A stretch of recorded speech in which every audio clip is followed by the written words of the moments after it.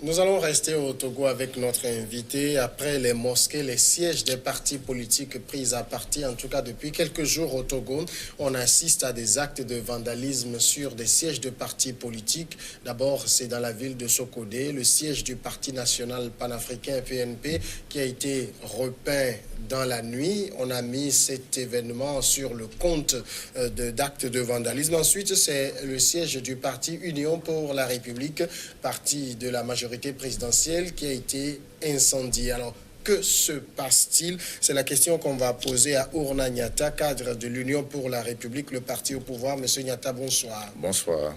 D'abord, on a eu la période des mosquées. On a eu des mosquées qui ont été incendiées. Est-ce qu'aujourd'hui, c'est la série noire des partis politiques, des sièges de partis politiques en tout cas? Bon, on ne saurait le dire. C'est vrai qu'il y a eu un événement à Sokoré déplorable, l'incendie du siège du Parti Uni. En ce qui concerne le siège du PNP, j'ai vu un bâtiment qui a été repeint de façon professionnelle. Je doute que ce soit un acte de vandalisme. Il faut que vous, en tant que journaliste, vous puissiez vous adresser aux propriétaires des lieux pour savoir réellement ce qui se passe entre lui et le PNP. Voilà, donc le bâtiment a un propriétaire, le contrat de bail a un délai. Et dans tous les cas, le constat que je fais, c'est que le bâtiment a été repeint de façon professionnelle. Donc, allez interroger le propriétaire en toute logique du bâtiment pour savoir exactement ce qui s'est passé. En tout cas, vous semblez avoir des informations là-dessus. Qu'est-ce qui, selon vous, s'est passé? C'est-à-dire, ce n'est pas un acte de vandalisme? Est-ce que vous avez vu un acte de vandalisme? Vous avez vu la destruction ou bien l'incendie du siège du PNP? Ce que nous avons vu qui est réel, c'est l'incendie du siège du parti Union pour la République, ce qui constitue une provocation. Ce sont des actes qui tendent à créer un climat délétère, à faire croire à l'opinion que le pays est instable, à créer la peur pour empêcher la tenue des élections le 20 décembre. Mais ça n'aura pas lieu. Les élections auront bel et bien lieu. On viendra à ça, mais je voudrais d'abord qu'on parle du siège du Parti national panafricain. Vous dites que ça n'a rien d'un acte de vandalisme. Est-ce que vous avez vu un acte de vandalisme? En tout cas, Moi, j'ai vu un bâtiment qui a été repeint de façon professionnelle. J'ai vu un bâtiment qui a été repeint, pas par des vandales, mais tu vois que c'est un peintre qui a fait son boulot. Donc, adressez-vous au propriétaire du bâtiment et vous saurez de quoi il s'agit. Difficile de dire que c'est dans une seule nuit qu'on a pu faire ça. Je dis... J'ai vu. En tout cas, pour nous, on se base plus sur le communiqué du Parti national panafricain. J'ai vu un bâtiment repeint, je le répète, de façon professionnelle. Voilà. Et le communiqué du parti déplore quand même un acte de vandalisme. Oui, ce que je dis, les gens savent ce qu'ils veulent créer. Ils ont leur intention. Il s'agit tout simplement comme je l'ai dit, de créer la peur, de faire croire à une certaine attaque contre le PNP et autres. Non, je dis, allez-y, le bâtiment a un propriétaire, posez-lui la question pour savoir qui est ce professionnel qui est venu repeindre le bâtiment. Voilà, ce n'est pas un acte de vandalisme. Alors maintenant, en ce qui concerne le siège de l'Union pour la République à Sokodé, ça c'est clairement un acte de vandalisme parce qu'il y a eu incendie. Oui, il y a eu incendie. Qu'est-ce qui s'est passé? Non, nous avons tous constaté qu'il y a eu incendie. Et nous l'avons constaté, nous le déplorons tous. Et nous déplorons ces actes. Ça ressemble à un incendie criminel, sans doute. Et c'est dommage qu'on en soit aujourd'hui à ces provocations. Nous ne répondrons jamais à ces provocations-là. Et le secrétaire exécutif l'a su bien exprimer, l'a exprimé de façon claire dans le communiqué. Nous n'allons pas céder à ces provocations-là. Qui veut vous provoquer? Ils se connaissent.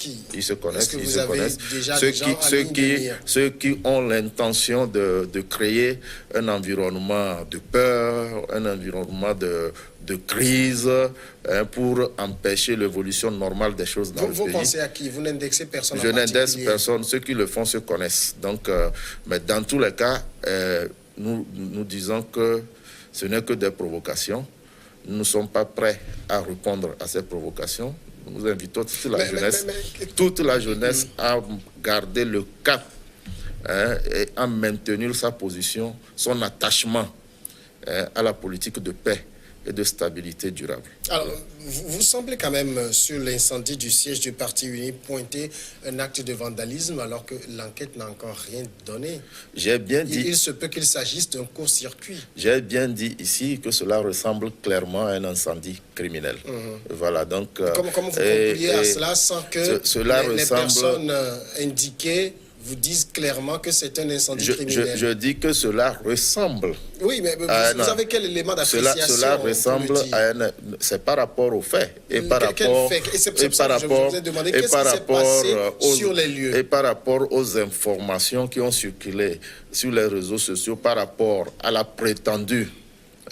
une prétendue attaque contre le siège du PNP, ce n'est pas surprenant. C'est une riposte, c'est ça? Cela ressemble à une riposte. Il faut le dire courageusement, cela ressemble à une riposte, mais en tout cas, moi, je considère ça, c'est un fait divers. Et il faut qu'on continue par éduquer les jeunes, qu'ils comprennent que ceux qui les induisent en erreur ne regardent pas véritablement leur intérêt. Voilà. Vous parlez quand même de faits divers, mais c'est des actes suffisamment graves pour être dénoncés. Non, c'est-à-dire, je vous dis que c'est une provocation. Et pour ceux qui sont attachés à la paix et à la recherche de l'enracinement de la démocratie dans le pays, il faut banaliser ça et avancer. Est-ce qu'on peut banaliser quand on a vu d'autres pays qui ont commencé comme ça et on voit où ils sont aujourd'hui? Oui, justement, je dis aujourd'hui les autorités compétentes feront ce qu'il faut pour situer les responsabilités. Vous savez, les enquêtes qui s'ouvrent, on les connaît, mais les résultats, on ne les voit jamais aussi. En ce qui concerne les militants du parti, en ce qui concerne l'ensemble des populations, nous devons nous attacher à l'essentiel. L'essentiel, c'est d'œuvrer à asseoir un climat de paix, de vivre ensemble dans le pays, de regarder tout ce qui va dans l'intérêt national. Et donc ces actes irresponsables ne doivent pas contribuer à diviser les Togolais. Alors, ce que je dis, les enquêtes qui s'ouvrent, on en a beaucoup, mais pas vraiment qui se referment. Dans beaucoup de pays, les enquêtes prennent du temps. Il faut que les gens puissent réunir les éléments scientifiques nécessaires pour pouvoir aller au bout de l'enquête. Donc, ça arrive partout. Mais nous espérons qu'avec ce cas, ça peut aller vite pour qu'on sache qui sont ceux qui ont posé cet acte. Ça veut dire clairement, vous avez recouru à la justice. Le secrétaire exécutif du parti l'a exprimé. Voilà.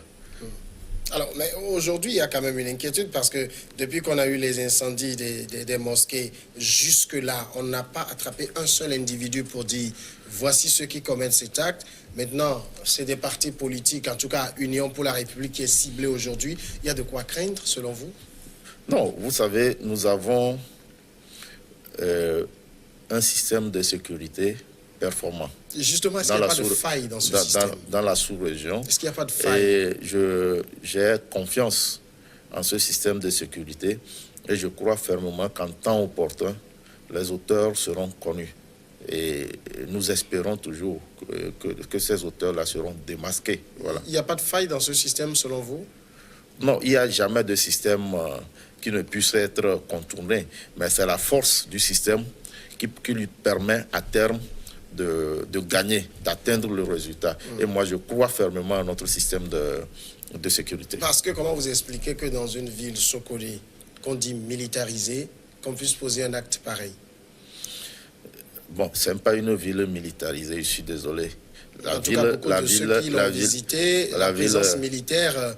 Elle est très visible. La ville est sécurisée par rapport... La ville est sécurisée, mais vous avez vu ce qui s'est passé au siège de Uni. Elle est sécurisée. Alors, cette sécurité, il faut mettre un point d'interrogation d'une manière... Oui, bon, écoutez, je dis la ville est sécurisée d'une manière... Est-ce qu'elle est sécurisée ou on a une présence pour terroriser? Non, pas du tout. Ça dépend de l'axe. Dans ce cas, qu'est-ce que la sécurité fait il y a la si prévention. On peut s'attaquer aussi facilement aussi aux partis politiques? Justement, si c'était l'objectif de cette sécurisation était politique, on aurait pu protéger les sièges des partis politiques. Alors, ce sont des démarches préventives. Notre sous-région est confrontée à des situations sécuritaires diverses. Pas le terrorisme. De terrorisme et autres. Pourquoi c'est Sokodé qui est ciblé? Ce sont des mesures de prévention. Ce n'est pas Sokodé. Vous voulez me dire que vous ne voyez pas des militaires à Lomé? Pas autant qu'à Sokodé, comme on le dit. C'est parce que Sokodé est une petite ville que vous pensez que la ville, vous voyez des militaires partout. Les militaires ont quadrillé également Lomé. Quand vous circulez, vous voyez que Lomé aussi est quadrillé, Atakpamé est quadrillé. Ce sont des mesures préventives contre les menaces qui ont lieu dans la sous-région. Voilà. Donc ils ne sont pas là pour la sécurité des populations, c'est ça? Les militaires sont là par rapport à un contexte donné.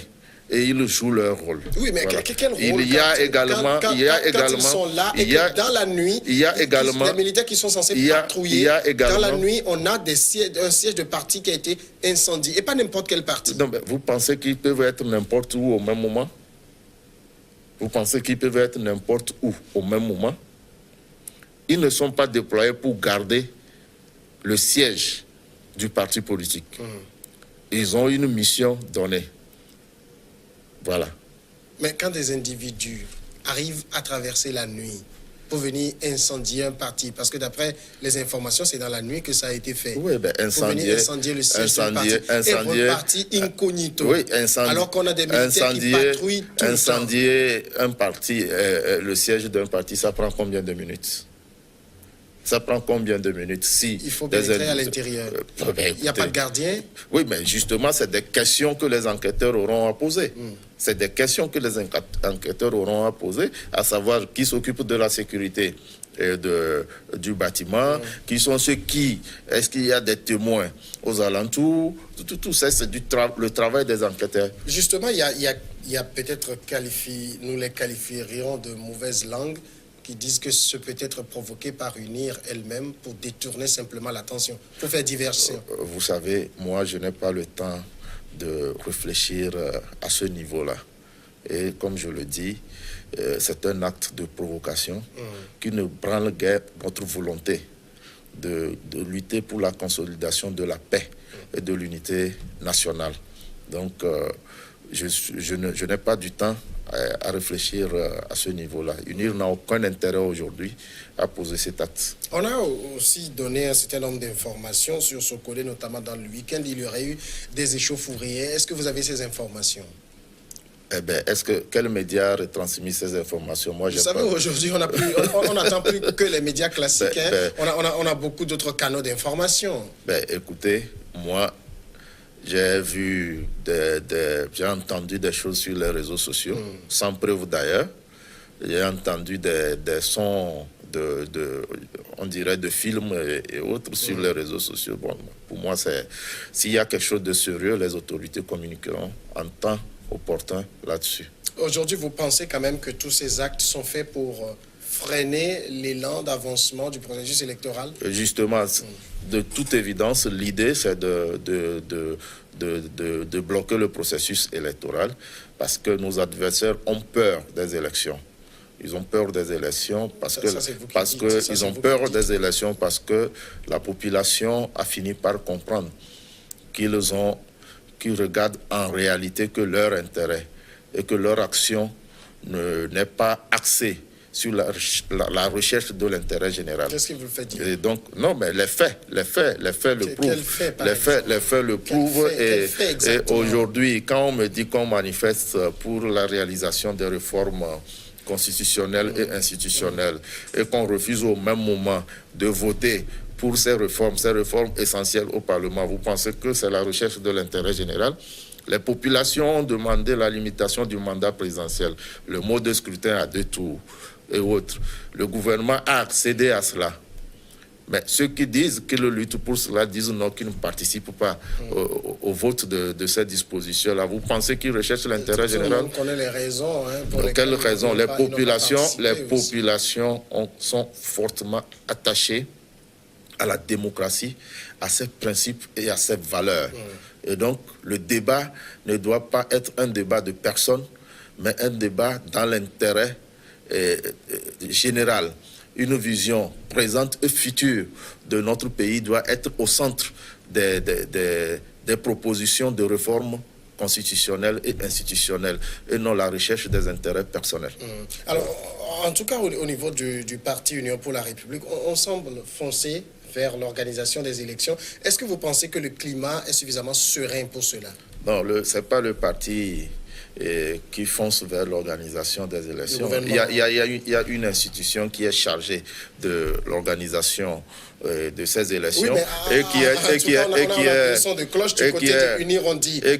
aux élections, quoi qu'il advienne. La coalition dit, ce n'est pas possible. Vous avez lu même l'interview de Jean-Pierre Fabre dans Jeune Afrique. Écoutez-moi, cette institution est tenue de l'organiser dans les délais convenus avec la CEDEAO, et naturellement un grand parti doit se tenir prêt à tout moment pour aller aux élections. Ceux qui ont du mal à s'implanter sur le territoire national, qui ont du mal à trouver des candidats... vous ne direz pas ça de l'ANC. Oh, écoutez-moi. Vous ne direz pas ça de l'ANC. Je ne veux pas parler de ça aujourd'hui. Donc je vous dis que nous avons un parti suffisamment implanté sur tout le territoire national, qui regorge de cadres de grande qualité et qui sont prêts déjà à participer à ces élections. Vous avez quand même écouté, peut-être vous avez lu l'interview de Jean-Pierre Fabre dans Jeune Afrique, il dit « Aucune personne normale ne peut penser qu'on ira aux élections le 20 décembre ». C'est sa phrase, je le cite en tout cas. C'est peut-être des personnes anormaux qui peuvent penser qu'on ne peut pas aller à ces élections le 20 décembre. En tout cas, moi, je suis normal. Et je pense qu'on ira à ces élections le 20 décembre. Mais vous ne pensez pas que le climat n'est pas encore serein, apaisé? Qu'est-ce que vous appelez par sérénité? C'est une question. Non, le climat est apaisé, serein. Je viens de l'intérieur du pays. J'ai circulé partout. J'ai vu des populations très engagées. J'ai vu des populations s'attrouper dans les centres de vote pour se regrouper dans les centres de vote pour avoir leur carte d'électeur. Et donc, pour moi, c'est déjà l'essentiel. Est-ce que ce n'est pas le calme avant la tempête? Non, il n'y a aucune tempête qui s'annonce. Et il n'y en aura plus du tout. L'horizon est dégagé d'après vous? Il n'y aura plus de tempête. Il n'y aura plus de tempête. Et ça c'est catégorique. Il n'y aura plus de tempête. La participation à une élection n'est pas obligatoire. Et les partis ont le droit d'avoir leur choix politique, leur choix stratégique. Ça les engage. Mais ce qui doit se faire dans le cadre institutionnel doit être respecté. Et chacun doit se conformer au respect des règles de la République. Mais aujourd'hui, avec les actes qu'on vient d'évoquer, incendie du siège, etc., est-ce qu'on est dans un climat serein pour aller à des élections? Le climat est très serein. Parce que vous l'avez dit que tout cela est fait pour freiner l'élan électoral. Justement, ce sont des actes isolés de banditisme, de banditisme, je dois le dire, et qui vont davantage éveiller nos forces de sécurité pour qu'ils jouent pleinement leur rôle. Vous savez, même dans les pays en guerre, on organise des élections. Voilà, donc il n'y a rien d'alarmant au Togo pour empêcher l'organisation des élections législatives et locales. Mais le cas du Togo est peut-être particulier parce qu'on a une crise politique latente depuis des années qu'il faut finir un jour par régler finalement. La crise est en voie d'être réglée. Le pays est redevenu stable économiquement. Il est en train d'avancer. De se donner une vision, surtout à travers le PND. Et donc, nous n'avons plus le droit de reculer. Ce PND semble être aussi devenu un instrument qu'on brandit partout. On a la meilleure des choses pour faire avancer le pays aujourd'hui. Oui, c'est important. Un pays doit avoir une vision. Et le PND constitue une vision. Et nous devons nous mobiliser autour, quel que soit celui qui viendra au pouvoir. Quand même, au Togo, on a quand même une base qu'il faut consolider au fur et à mesure. Et c'est important. Oui, parce qu'on parle beaucoup de PND aujourd'hui, mais on a eu des SRP, on a eu SCAP, on a le PND. C'est comme on a de belles formules à la limite pour endormir, alors que de jour en jour, les gens vous crient, les difficultés s'accroissent, etc. Non, bon, et vous savez, quand vous parlez de la SCAP, il y a eu un bilan quand même. Aujourd'hui, on parle du PND qui est une nouvelle orientation. Vous savez, finalement, c'est comme si on ne sait plus où on va. à chaque 5 ans, chaque 4 ans, on trouve PND, je pense que c'est 18-22. Il est trouve de nouvelles important. choses à mettre en branle, comme si on se cherchait finalement. La société est dynamique. Il est important d'essayer à tout moment des formules pour atteindre les objectifs. Dans un pays. À tout moment, il faut essayer des formules. Et ça, c'est tous les pays au monde le font pour aboutir à quelque chose comme s'il n'y a pas une vision d'ensemble. Non. Donc, pour aboutir... Une vision futuriste sur 50 ans, sur 100 ans. Où est-ce qu'on amène le Togo aujourd'hui? Non, vous savez, il y a une vision. Et cette vision, il faut la bâtir autour de quelque chose. Et c'est ce que le PND représente aujourd'hui. Quels que soient les titres qu'on donne aux différents concepts. C'est pas les titres qui changent finalement? Non, pas du tout. Pas du tout. Est-ce que le contenu, il y a quelque chose qui inspire amélioration, je crois qu'on aura un débat, on aura l'occasion de c'est vous qui avez envoyé le sujet, c'est pour ça que je vous pose la question. Sur le fond du PND, oui. En rapport avec la stratégie de croissance accélérée de promotion de l'emploi, vous allez voir quand même qu'il y a quelques différences. Et le gouvernement a fait quelque chose de particulier, c'est de diffuser le PND pour permettre à tout Togolais dans son secteur de pouvoir apporter sa contribution, d'apporter des idées. Cette diffusion semble être assez élitiste. Hein? Non, pas du tout. Pas du tout. C'est ouvert. Le gouvernement l'a fait, c'est ouvert. Tout citoyen peut, dans le secteur qui le concerne, apporter des amendements, apporter des propositions à la vision. Voilà. Alors, on a le PND qui, selon vous, est le programme d'ensemble, parce que tout semble rimer autour. Le chef de l'État est actuellement en Allemagne, il a fait un tweet, il dit, bon, il défend le PND là-bas. Oui. Et aujourd'hui, on dit aux gens, bon, on va aller aux élections pour qu'on ait un pays apaisé pour mettre en œuvre le PND. Finalement, ces élections, d'après vous, vont baliser la voie à quoi exactement? Non, ben, c'est le renforcement de la démocratie, le renforcement institutionnel, pour un meilleur fonctionnement, une meilleure gouvernance de notre pays. Et ça, c'est ça l'essentiel.